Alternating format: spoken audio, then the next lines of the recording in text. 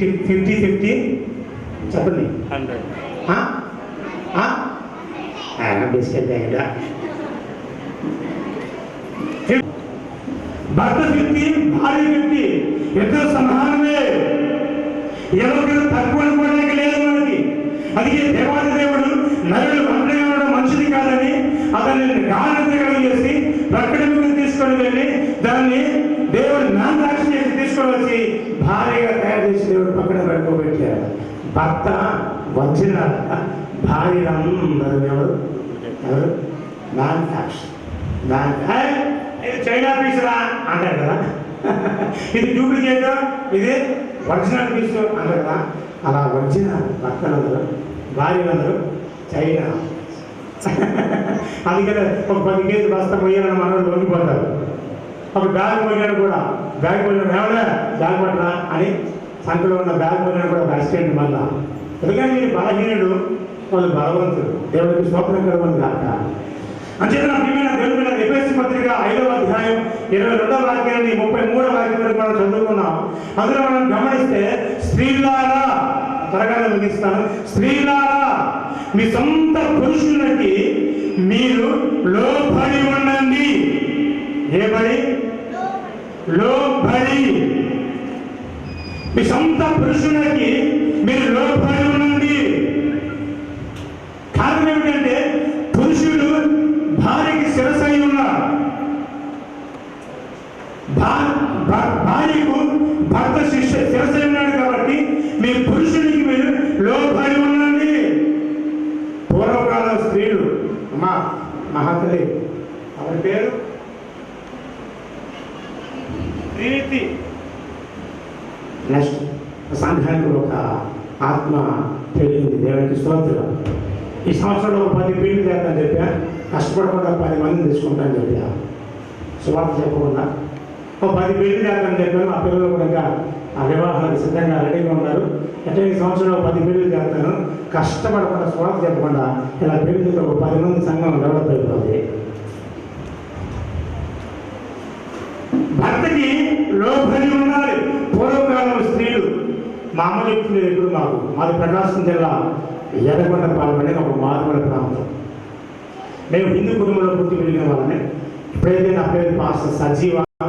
ఒకప్పుడు శ్రీనివాసులు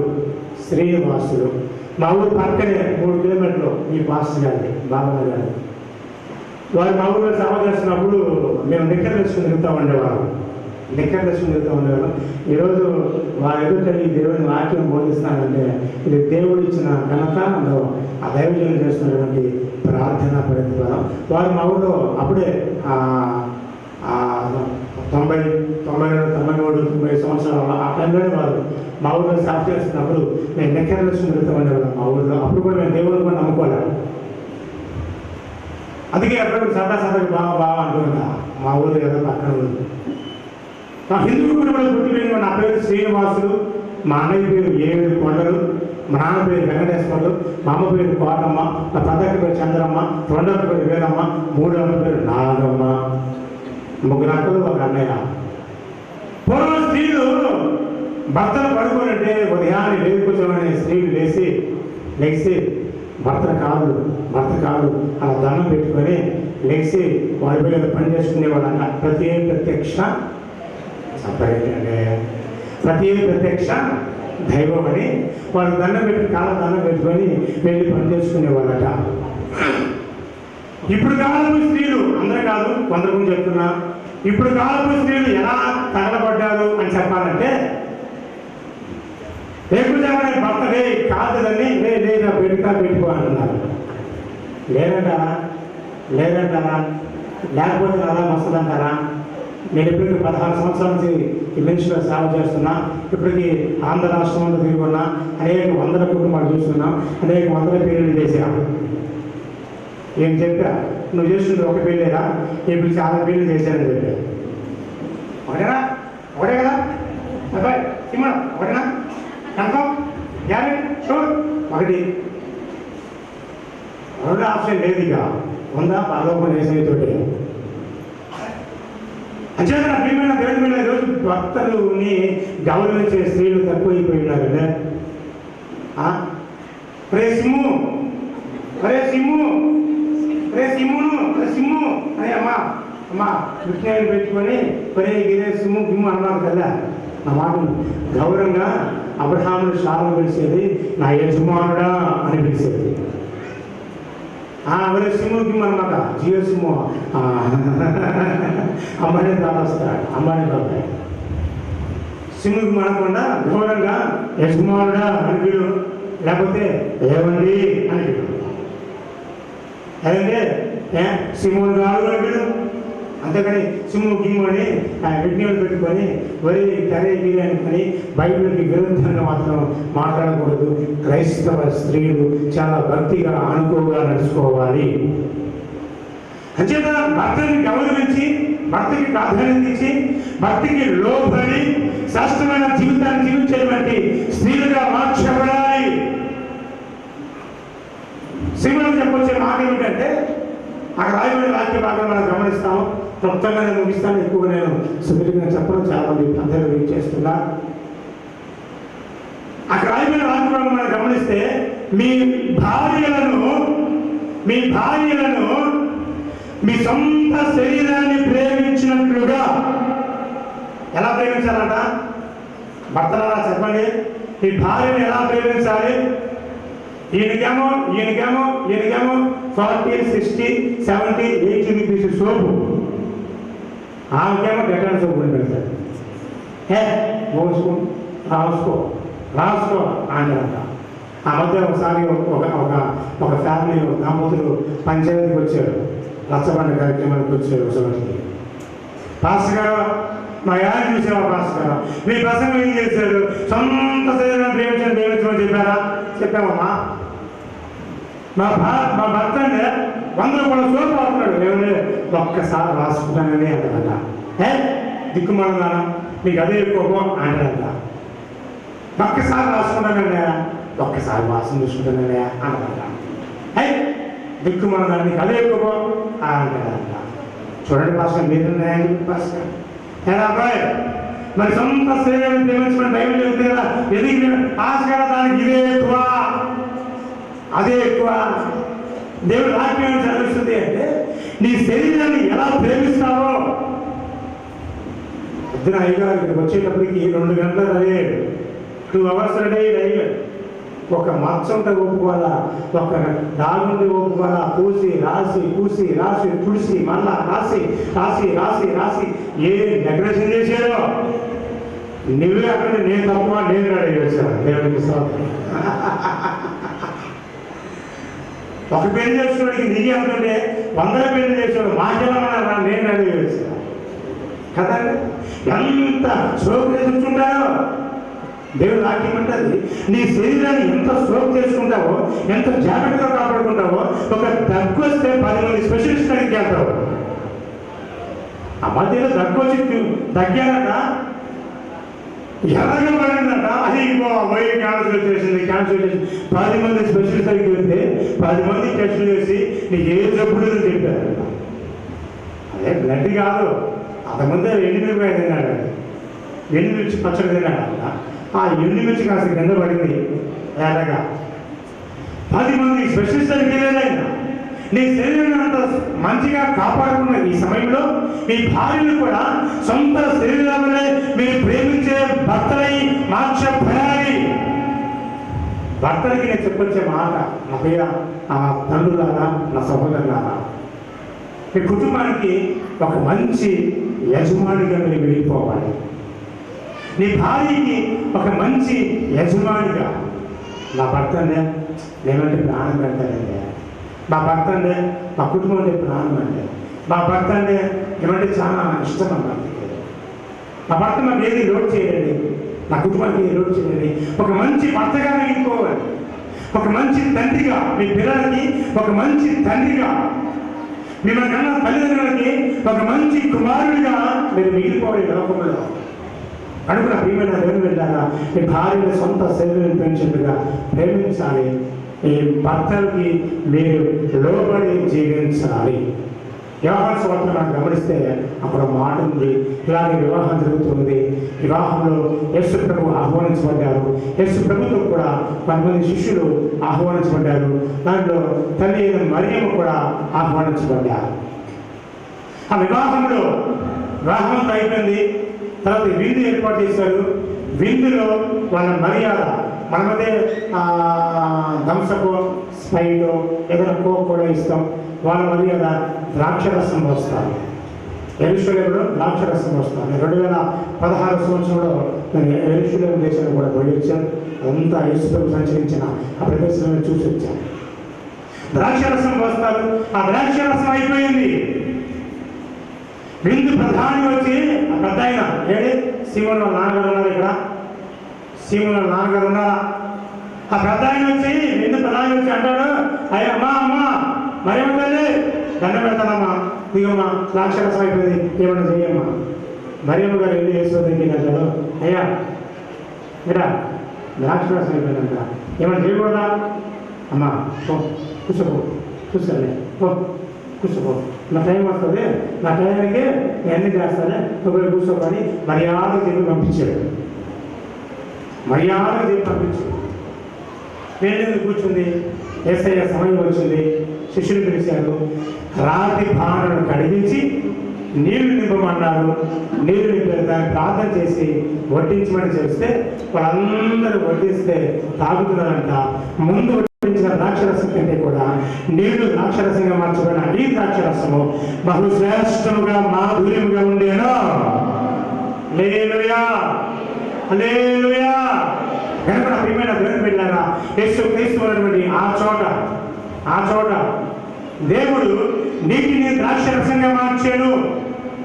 వివాహమైన తర్వాత విందులు ద్రాక్షరసం అయిపోయాను. అయ్యా కూర్చో, నేను అందుబాటులో ఉంటామని పిలుస్తున్నాను, కూర్చో, అక్కడ 10 నిమిషాలు ముగిస్తాను. ద్రాక్షరసం అయిపోయాను. ఈ మాట చెప్పి నేను ముగిస్తాను. వివాహం బాగానే ఉంటుంది. పెద్దలు వస్తారు, పాస్టర్లు వస్తారు, పెళ్ళిళ్ళు వస్తారు, ఆ తరపు ఈ తరపు అందరూ వస్తారు. ఎప్పుడు లేని బంధువులు అప్పుడే వస్తారు, ఎప్పుడు లేని ఫ్రెండ్షిప్ అప్పుడే వస్తారు, ఎప్పుడు లేని గంటలు అప్పుడే వస్తారు, ఎప్పుడు ధరించని వస్తువులు అప్పుడే ధరిస్తారు. హంగామా చాలా శోభనం. వివాహము చాలా బాగుంటుంది. వివాహమైన తర్వాత చూడాలి ఇలా కుటుంబంలో ద్రాక్షరసం అయిపోయినది. ద్రాక్షరసము అనగా సంతోషము. సంతోషమే సంతోషమే సంతోషమే సంతోషమే యెహోవా మందిర నివాసము నా దేవుని ప్రజలతో సహవాసము.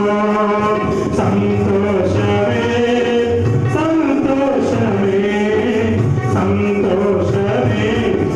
సంతోషమే వివాహం బాగా ఉండాలి. 1000 మందిని ఆహ్వానిస్తే కొంతమందికి ఎక్కువ ఏర్పాటు చేస్తారు, అంతా బాగుంటుంది. వివాహం అయిపోయిన తర్వాత సంతోషం అనేది ద్రాక్షరసం అన్నది. ఇప్పుడు చూడండి, అసలు ఉదయం నిన్నటి నుంచి ఈ రోజు వరకు అసలు పెళ్లి చూపులు వచ్చినప్పటి నుంచి అసలు ఇప్పటికీ మా శ్రీమోని ఎన్నిసార్లు ఫోన్ చేసుకుంటాడో, ఎన్నిసార్లు మాట్లాడుతుంటాడో. ఫోన్ చేసేపల్లా మగ కలయికలు, ఆ కళ, మాటలు, ఆ తీరు ఏదో అసలు స్పెషల్గా ఎప్పుడు ఎప్పుడు ఎప్పుడు ఎప్పుడు ఎదురు చూస్తా కూర్చున్నాడు మహానుభావుడు. రేపు తెలుస్తుంది. ఇక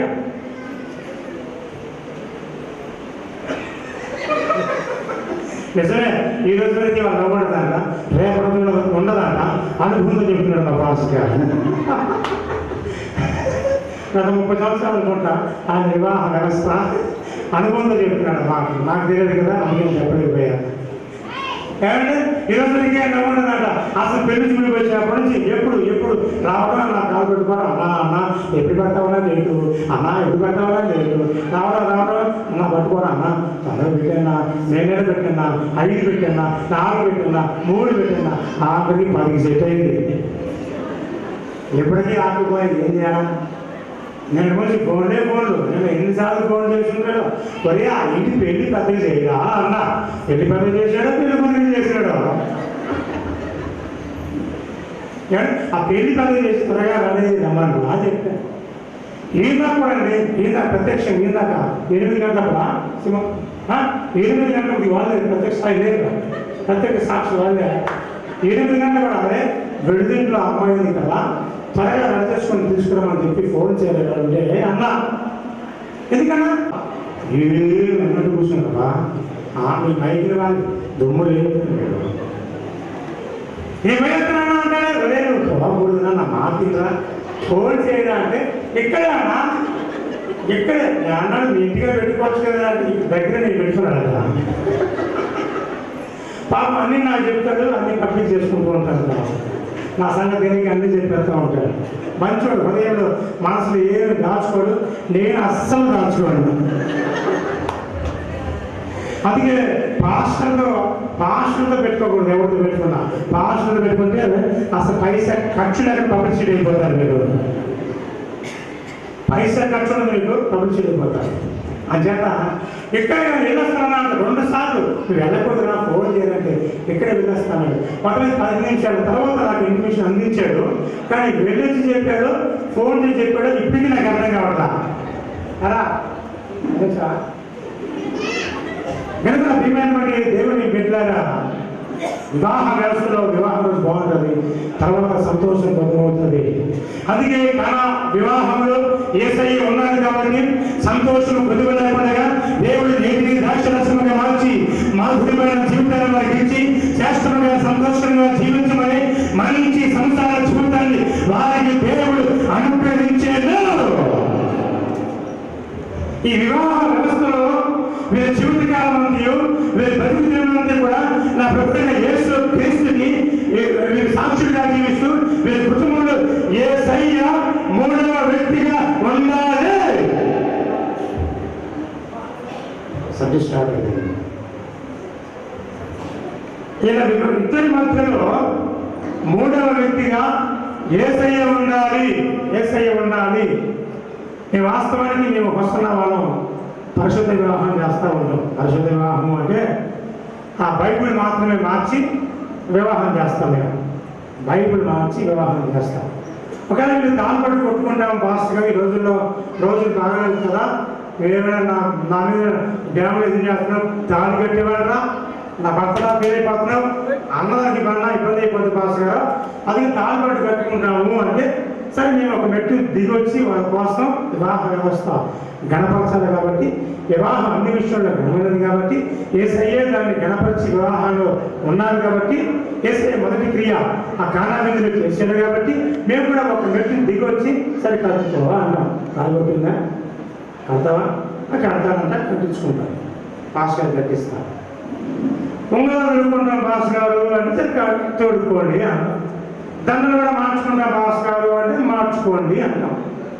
కాసేదో మూతి మీద కళ్ళలో గిళ్ళలో పోసుకుంటాం పాస్ గారు అంటే సరే పోసుకోండి అని మేము మారిపోతాం. ఏంటి అది అంటారు కదా, అది వేసిందరో అచ్చింతరంట. మేము ఒక మెట్టు దిగొచ్చి వివాహ వ్యవస్థ కోసం మేము అలా చేపిస్తాం. మేము చేయాలి పర్ఫెక్ట్గా అంటే బైబిల్ మాత్రమే మార్చి వివాహం చేస్తాం. మరి 3 మంది వేస్తున్నటువంటి వ్యక్తి అమ్మాయి ఒక మూడి అబ్బాయి ఒక మూడి, 3వ మూడు ఎవరు అని చూస్తే ప్రభువైనటువంటి యేసు క్రీస్తు. 30 తాడు త్వరగా చెప్పరండి అమ్మా పిల్లల 30 తాడు త్వరగా తెగిపోదు. మరి 3వ పేట ఎవరై ఉండాలి అంటే యేసు క్రీస్తు అయి ఉంటేనే ఆ ఇంటి సంసార జీవితము సంతోషంగా సాగిపోతే. అమ్మా తల్లి నీకు ఒక చిన్న సలహా, ఇంటికి వచ్చిన తర్వాత ఆ ఎదురింటి ముందులాంటి ఉంటారు కొంతమంది, ఎదురింటి ముందులాంటిలో ఉదయాన్నే ఇంటికి వచ్చి అమ్మాయి